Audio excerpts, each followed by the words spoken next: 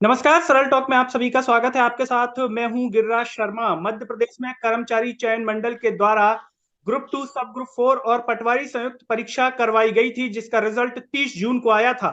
लेकिन जैसे ही रिजल्ट आया, सोशल मीडिया पर कई स्क्रीनशॉट्स वायरल होने लगे, जिसमें दावा किया गया कि ग्वालियर के एनआरआई कॉलेज से कई टॉपर्स हैं। ऐसे में भर्ती परीक्षा जो है संदिग्ध के घेरे में आ गई। इस पर कई तरह के सवाल उठने लगे और जब युवाओं ने इसके खिलाफ ज्ञापन दिया पूरे मध्य प्रदेश में एक साथ, तो मध्य प्रदेश के मुख्यमंत्री शिवराज सिंह चौहान को भी इस पर ट्वीट करने के लिए मजबूर होना पड़ा।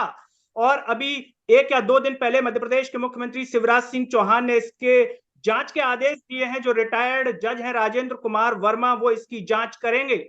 ऐसे में कई तरह के सवाल सोशल मीडिया पर घूम रहे हैं। कांग्रेस कह रही है कि सीबीआई जांच होनी चाहिए, तो वहीं कई युवा कह रहे हैं कि सीबीआई जांच से कम कुछ भी स्वीकार नहीं किया जाएगा। और इस विषय पर चर्चा करने के लिए हमारे साथ जुड़ रहे हैं मध्य प्रदेश के ग्वालियर से वरिष्ठ पत्रकार डॉक्टर राकेश पाठक जी, जिनसे हम जानेंगे क्या सीबीआई जांच ही भरोसेमंद होती है, इस जांच पर भरोसा नहीं किया जा सकता। और कई तरह के सवाल हैं। बीडी शर्मा जी का जो इस पर बयान आया कि हम जो है छोड़ेंगे नहीं जो भी जिन्होंने भी घोटाला किया है, तो वहीं कई लोगों के मन में यह भी आ रहा होगा कि ज्योतिरादित्य सिंधिया जो कि उसी क्षेत्र से आते हैं, आखिर उन्होंने इस पर कुछ क्यों नहीं बोला। चर्चा की शुरुआत करें उससे पहले सभी युवाओं से एक अपील है कि इस आवाज को सब्सक्राइब कीजिए और वीडियो को हर जगह शेयर कीजिए। साथ ही साथ सरल टॉक का जो Facebook, Twitter, Telegram, Instagram page है, उसको भी आप लोग फॉलो कीजिएगा। राकेश जी, आपका बहुत बहुत स्वागत है सरल टॉक में। सबसे पहला सवाल मेरा यही है कि मुख्यमंत्री शिवराज सिंह चौहान ने जांच की बात कही है, जांच के आदेश दे दिए हैं 31 अगस्त तक। जो रिटायर्ड न्यायाधिपति हैं राजेंद्र कुमार वर्मा जी, उनको रिपोर्ट सौंपनी है। तो सबसे पहला सवाल यह है कि सीबीआई जांच की लोग मांग कर रहे हैं, आप जरा बताएं कि इस जांच में और सीबीआई जांच में क्या फर्क है। देखिए, पहली बात तो ये गिरिराज जी कि ये युवाओं के साथ खिलवाड़ करने का मध्य प्रदेश में जो सिलसिला शुरू हुआ है व्यापम के समय से, वो थमने का नाम नहीं ले रहा। मध्य प्रदेश में हालत ये है कि पहले तो सरकारी नौकरियों के लिए भर्ती निकलती नहीं है। अगर वो प्रक्रिया शुरू होती है तो भर्ती की परीक्षा नहीं होती। परीक्षा होने की नौबत आती है तो पर्चा आउट हो जाता है। इसके बाद भी जैसे तैसे अगर परीक्षा संपन्न हो जाए तो रिजल्ट नहीं आते पहले तो लंबे समय तक। रिजल्ट आ भी जाए तो ऐसे रिजल्ट आते हैं कि एक कॉलेज के लोग लाइन से टॉप कर रहे हैं, 10 में से 60 टॉपर एक जगह के, या किसी एक कस्बे एक तहसील के बहुत बड़ी संख्या में लोग चयनित हो रहे हैं। इसके बाद क्या होता है, रिजल्ट आने के बाद या तो कोई कोर्ट में चला जाता है प्रक्रिया की गड़बड़ियों को लेकर, तो परीक्षा परिणाम पर रोक लग जाती है, या ऐसी चीजें सामने आती हैं जो इस वक्त पटवारी परीक्षा में सामने आई है।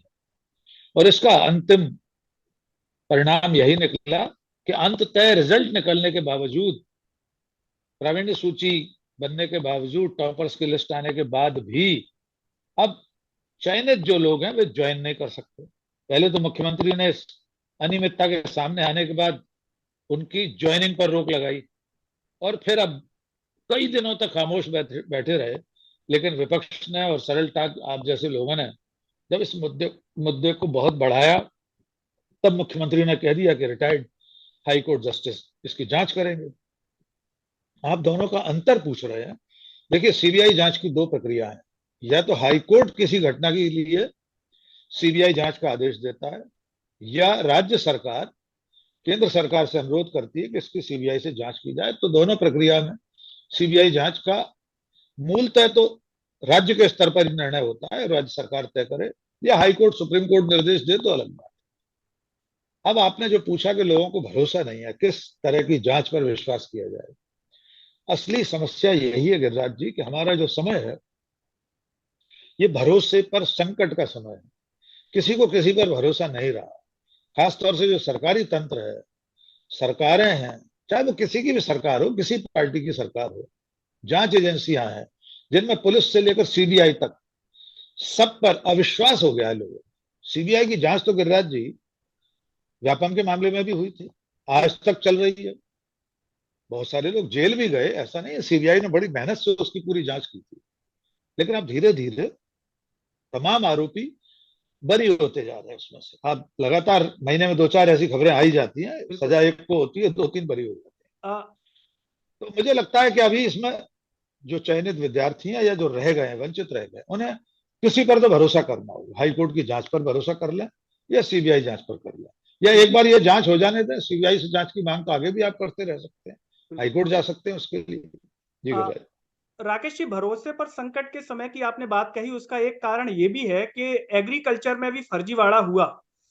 200 में से लोगों के जी 190 से ऊपर नंबर आए। वीडी शर्मा जी का कनेक्शन निकाला गया। कांग्रेस ने आरोप लगाया कि जो भी ये फर्जी टॉपर्स हैं, इनका वीडी शर्मा जी से कनेक्शन है। अभी वीडी शर्मा जी की हमने बाइट देखी, अभी 2 दिन पहले एक चैनल ने जो है सवाल किया, तो वो कह रहे हैं, भौं तान करके कह रहे हैं कि पटवारी घोटालेबाजों को छोड़ेगी नहीं हमारी सरकार। देखिए, मुख्यमंत्री जी ने त्वरित 1 सेकंड भी नहीं लिया, जबकि आरोप सिद्ध नहीं हुए हैं। लेकिन जब हमारा ध्यान एग्रीकल्चर पर जाता है तो उनकी इस बात पर संशय उठता है। इसीलिए भरोसे की बात मध्य प्रदेश में हो रही है कि उन एग्रीकल्चर में किसको सजा मिली, कौन सलाखों के पीछे है, कहां है वो लोग। गुरुराज, उस मामले में भी आपको याद होगा, आपने तो बहुत अभियान चलाया था, बहुत खबरें बनाई थी उस पर। ग्वालियर के ही एग्रीकल्चर कॉलेज के लोगों का नाम उसमें बहुत ज्यादा आया था। चयनित जो लोग थे वो एक ही कॉलेज से पढ़कर निकले थे, बैचलर ऑफ एग्रीकल्चर करके। तो मुझे लगता है कि लगातार ये घटनाएं हो रही हैं। वीडी शर्मा कह रहे हैं तो उनसे ये सवाल भी पूछा जाना चाहिए कि उस वक्त जो कृषि विस्तार अधिकारी की परीक्षा हुई थी उसमें जो घोटाला सामने आया था, जो दोषी आए थे, उनमें से कितने लोग जेल में हैं? मेरी जानकारी में तो कोई एक व्यक्ति भी जेल में नहीं है। नहीं है। तो क्या हमारा मध्य प्रदेश इस बात के लिए अभिशप्त है कि हम्म, घोटाले होते रहें, लोग या तो पकड़े ना जाएं, या पकड़े जाएं तो जमानत पर छूट जाए और बाद में अंत में सब कुछ रफा दफा हो जाए? जी। लेकिन इस सब के चलते मध्य प्रदेश के युवाओं का भविष्य इतना अंधकार में हो गया है, हम्म, भयानक बेरोजगारी है। जिस दिन ये पटवारी भर्ती में गड़बड़ी का मामला सामने आया, उसके अगले दिन आपने भी दिखाया था कितना बड़ा प्रदर्शन छात्रों ने किया था, जी। जो परीक्षार्थी से जो नौकरी पाना चाहते थे इंदौर में। हम्म, तो कब तक चलता रहेगा ये? बिल्कुल।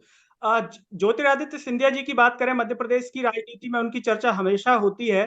हालांकि जब वो कांग्रेस में थे तब सड़कों पर आने की बात करते रहे थे कि मैं सड़कों पर उतर जाऊंगा, एक भी बार नहीं उतरे। लेकिन इस मामले में जहां तक हमारी जानकारी है कि उनका कोई शायद ट्वीट तक भी नहीं आया है, उन्होंने कुछ कहा भी नहीं है, जबकि ये मामला बहुत बड़ा है, राजनीतिक रूप से भी बड़ा है। देखिए, अब ज्योतिरादित्य सिंधिया जी से तो कोई उम्मीद नहीं करना चाहिए गिरिराज, हम्म, क्योंकि दल बदल करने से पहले आप उनका ट्विटर हैंडल है उसको जाकर देखेंगे। अब हो सकता है उन्होंने डिलीट भी कर दिया हो। जी। दल बदल से 5-7 दिन पहले गुना में वे एक मंच पर पैर लटकाकर बैठे थे और अपने भाषण में मंच पर बैठकर किसानों को कर्ज माफी के प्रमाण पत्र बांट रहे थे। जी। उस दिन के उनके ट्वीट में बताया गया था इतने करोड़ लोगों के कर्ज माफी के हमने सर्टिफिकेट बांटे, यानी कमलनाथ सरकार।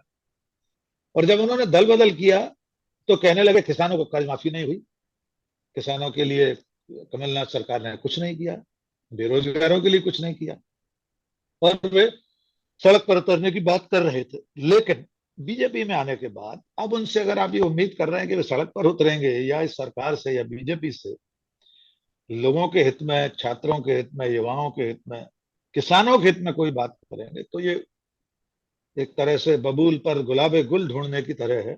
हम्म, ज्योतिरादित्य सिंधिया के बस में अब कुछ नहीं है, क्योंकि उनके ट्वीट, उनके भाषण अब उस कांग्रेस के खिलाफ आने लगे हैं जिसमें वे, उनके पिता और उनकी दादी आजीवन रहे, उसे गाली दे रहे हैं। तो अब उनसे उम्मीद मत करिए कि पटवारी चयन परीक्षा पर वे कुछ बोलेंगे। जी। राकेश जी, आपसे जानना चाहेंगे, आपका लंबा अनुभव है, कई तरह की ऐसी जांचों के बारे में आपने कवर किया होगा। ये बताइए कि जो ये जांच के आदेश होते हैं, रिटायर्ड जज को जो जांचें दी जाती हैं या जांच एजेंसी जो होती है, क्या ये किसी तरीके से प्रभावित भी की जा सकती हैं, ऐसे भी पॉलिटिकल लेवल पर? देखिए, अब ये जो दौर है इसमें ईडी, सीबीआई, एनआईए, आईटी, ये सब जितनी भी संवैधानिक संस्थाएं, जांच एजेंसियां हैं, ये सब सवालों के घेरे में है। हम्म, प्रभावित किया जा सकता है या नहीं, इसको ऐसे मान समझ सकते हैं कि जो सीबीआई से भी और ऊपर की मैं बात करूं, जैसे ईडी है, जी। प्रवर्तन निदेशालय, उसने पिछले 9 सालों में कम से कम 90% तो विपक्षी दल के नेताओं और विपक्षी राज्यों में छापे मारे। जी। भारतीय जनता पार्टी के नेता या उससे जुड़े लोग उसे हम्म, दिखाई नहीं देते। जी। यही हाल सीबीआई का है। हम्म, राजनीतिक रूप से उसे प्रभावित किया जा सकता है, अपनी मंशा के अनुरूप केंद्र सरकार काम करा सकती है। इसके भी कई उदाहरण है। सुप्रीम कोर्ट कह चुका है कि वो एक पिंजरे में बंद तोता है सीबीआई। यहां तक कि डॉक्टर मनमोहन सिंह के समय में भी में ही ये आरोप लगाया गया था। इसी के चलते कई राज्य ऐसे हैं जिन लोगों ने अपने राज्य में सीबीआई के प्रवेश पर प्रतिबंध लगा रखा है। इसका कानून है, बाकायदा प्रावधान है। कोई राज्य चाहे तो ये प्रतिबंध लगा सकता है कि उसकी बिना अनुमति के सीबीआई उसके राज्य में नहीं आ सकती किसी कार्रवाई के लिए। पश्चिम बंगाल ने कर रखा है, तमिलनाडु ने कर रखा है, और भी एक आध राज्य है। तो मध्य प्रदेश जैसे राज्य में जहां 20 साल से बीजेपी की सरकार है, 15 महीने छोड़ दें कमलनाथ और कांग्रेस की सरकार, तो वहां सीबीआई ने अब तक जितनी जांचें की हैं, क्या सचमुच में बड़े लोगों के गिरेबान तक सीबीआई के हाथ पहुंचे हैं? क्या व्यापम में जिन जिन बड़े बड़े लोगों पर आरोप थे, जिनके सबूत थे, जिनके कॉल रिकॉर्ड थे, क्या उनको सीबीआई ने पूछताछ के लिए भी बुलाया? बिल्कुल, क्योंकि वो प्रभावित है कहीं से। और अब तो नरेंद्र मोदी का अमृत काल है, इसमें तो आप उम्मीद करिए मत कि किसी भाजपा शासित राज्य में सीबीआई निष्पक्ष होकर काम कर सके। जी। इसमें अगर हम बयानों की बात करें, जब से ये पटवारी भर्ती फर्जीवाड़ा उजागर हुआ या इस पर बात हो रही है, तो बयान बड़े इंटरेस्टिंग आए। पहले आईएएस मलय श्रीवास्तव का दैनिक भास्कर में छपा, उन्होंने कहा कोई शिकायत करेगा तो हम जांच करेंगे। और उसी दिन हम देख रहे हैं पोर्टल पर खबर छपती है कि डॉक्टर हेमलता जो एग्जाम कंट्रोलर है, वो कह रही हैं कि जांच की शिकायत की थी कांग्रेस के प्रवक्ता ने, हमने जांच भी कर ली। मतलब 24 घंटे भी पूरे नहीं हुए, इतनी फास्ट जांच कर ली। एक बयान ये आया। नरोत्तम मिश्रा जी का बयान आया उसी समय में कि विश्व की आधुनिकतम परीक्षा एजेंसी करा रही है। इस पर सवाल उठाते हुए शर्म नहीं आती, इस प्रकार की बातें कह रहे हैं। फिर मुख्यमंत्री जी जांच भी कह रहे हैं। तो ऐसे में सवाल उठता है सरकार की मंशा पर कि यकीन किस पर किया जाए। बचाने की कोशिश है, मुख्यमंत्री जी के तो गले की फांस बन रहा होगा, इसलिए उनकी मजबूरी हो गई कहना 31 अगस्त तक जांच जो है पूरी रिपोर्ट देनी है। तो क्या लगता है कि जो है सरकार पर दबाव बन रहा था इसीलिए जांच का आदेश है, या मुख्यमंत्री जी की मंशा होगी भी अंदर से ऐसी कि हकीकत में न्याय मिल सके? देखिए, बयानबाजियों का जहां तक प्रश्न है, इससे एक तो ये पता चलता है कि जो मध्य प्रदेश की नौकरशाही है और सरकार में बैठे लोग हैं, यानी राजनीतिक नेतृत्व, उसके आपस में, उसके बीच का जो तालमेल है वो कहीं दिखाई नहीं देता। अगर मलय श्रीवास्तव कह रहे हैं इसमें कुछ नहीं है, नरोत्तम मिश्रा कह रहे हैं विश्व की सबसे सर्वश्रेष्ठ एजेंसी ने परीक्षा कराई है, और उसके बाद मुख्यमंत्री ज्वाइनिंग रोक रहे हैं और फिर हाई कोर्ट के सेवानिवृत्त जज से जांच करा रहे हैं। एक तो इससे यह स्पष्ट होता है कि सरकार पूरी तरह से गफलत में है, उसको सूझ नहीं रहा। एक तो चुनाव वर्ष है, अगर ये 2-3 साल पहले घटना हुई होती तो सरकार और शिवराज से कितना भी तवज्जो नहीं देते आपकी आपके तमाम सारे वीडियो टॉक्स पे या छात्रों की मांग पर। क्योंकि चुनाव का वर्ष है, मुख्यमंत्री अभियान चला रहे हैं, 1 लाख लोगों की भर्ती का दावा कर रहे हैं, लगातार दिन रात उस पर काम कर रहे हैं जी। सामने आ जाए तो उनकी मजबूरी है जांच कराना, उनकी व्यवस्था है, क्योंकि अगर वे जांच नहीं कराएंगे तो संदेह और गहरा हो जाएगा। तो मुझे लगता है कि इन बयानबाजियों के बीच में से हमें यह उम्मीद करनी चाहिए कि कोई सचमुच की निष्पक्ष जांच हो, दूध का दूध पानी का पानी हो। और अगर सही में कोई घोटाला नहीं हुआ है, कोई गड़बड़ी नहीं हुई है, तो जो लोग चयनित हुए हैं उनको नौकरी पे ज्वाइन कराइए, उनको रोजगार उनका शुरू हो कम से कम। राकेश जी, जैसा कि कौन आपने चाहता है कि लोग बेरोजगार 1 लाख भर्ती की अभी बात कही, तो क्या लगता है कि 1 लाख भर्तियां अगर इसी तरीके से होनी है तो ये तो काउंटिंग के लिए 1 लाख हो जाएंगी, लेकिन 1 लाख मिल पाएंगी क्या? मुझे नहीं लग रहा, क्योंकि अब समय कम है भर्ती प्रक्रिया के लिए। तमाम सारे विभागों से मुख्यमंत्री कार्यालय ने और मुख्यमंत्री ने जानकारी इकट्ठा की ही होगी कि इस विभाग में कितने पद खाली है। लेकिन अब जो चुनाव का बिल्कुल समय आ पहुंचा है, यानी ये मानकर चलिए दिन घंटे महीने भी नहीं गिनना चाहिए, अब तो दिन गिनना चाहिए मतदान की तरफ। बादले अधिकारियों के उसी हिसाब से हो रहे हैं जो 3 साल से जमे हुए हैं, उनको हटाया जा रहा है। तो मुझे नहीं लगता कि 1 लाख पदों की भर्ती कर पाएंगे वो। मतलब पूरी तरह प्रक्रिया चलाते रहेंगे, उसका प्रोपेगेंडा भी करती रहेगी सरकार कि हमने ये देखिए विज्ञापन निकाल दिया, ये भर्ती हो रही। आखिरी सवाल ले लेते हैं, इंटरनेट भी हमारा दिक्कत दे रहा है। आखिरी सवाल मेरा ये है कि पटवारी भर्ती फर्जीवाड़ा जो है, जो घोटाले की बात हो रही है, क्या ये चुनाव के समय एक बड़ा मुद्दा बनकर के उभरेगा? भर्ती परीक्षाओं का युवा जो इस लेवल पर विरोध कर रहा है और ये शिवराज सरकार की गले की फांस बनेगा? निश्चित तौर पर गले की फांस बन चुका है उनको। क्योंकि जिस पार्टी और जिस नेता पर व्यापम का पहले से ही एक ऐसा दाग, अमिट दाग लगा हुआ है जो मिटने का नाम नहीं लेता, और उसमें भी चुनाव के महीनों में एक नई तोहमत सिर पर लग जाए, तो ये चुनाव तक शिवराज सिंह को और भारतीय जनता पार्टी को परेशान करेगी ही। और कौन लोग हैं ये लोग जो प्रभावित हुए हैं? ये मतदाता ही तो हैं, जी ये नई पीढ़ी के वोटर हैं। तो मुझे लगता है चुनाव तक के लिए शिवराज सिंह के गले की फांस बना हुआ है पटवारी चयन का पूरा मामला। बिल्कुल। तो दर्शकों, ये थे हमारे साथ ग्वालियर से वरिष्ठ पत्रकार डॉक्टर राकेश पाठक जी। आपने पूरी चर्चा सुनी, आपका क्या कुछ कहना है? जो जांच के आदेश दिए उसमें निष्पक्ष जांच होगी? बीडी शर्मा जी ने जो कहा कि पटवारी घोटालेबाजों को छोड़ेंगे नहीं, उस पर कितना यकीन है?